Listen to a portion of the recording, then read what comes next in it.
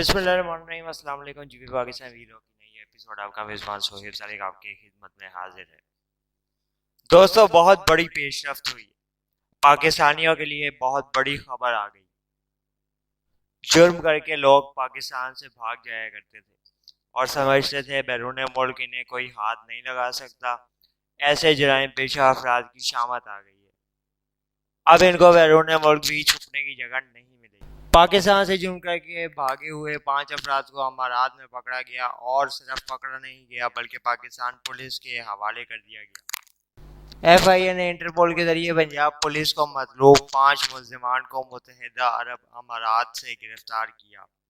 ان افراد کو اسلام آباد ایئرپورٹ میں راولپنڈی، سیالکوٹ، گجرات شیخوپورہ پولیس کے حوالے کیا۔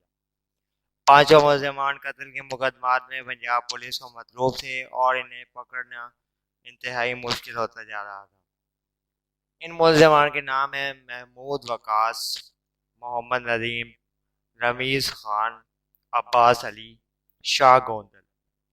اس سے ایک بات تو ثابت ہو گئی کہ اب مجرم اگر بیرون ملک بھی فرار ہونے کی کوشش کرتا ہے اور کامیاب بھی ہو جاتا ہے تو وہاں سے پکڑ کے پاکستان واپس لانا صرف خیالات ہی نہیں بلکہ ممکن ہے، اور حقائق پہ مبنی رپورٹ آپ کے سامنے پیش کر دی ہے۔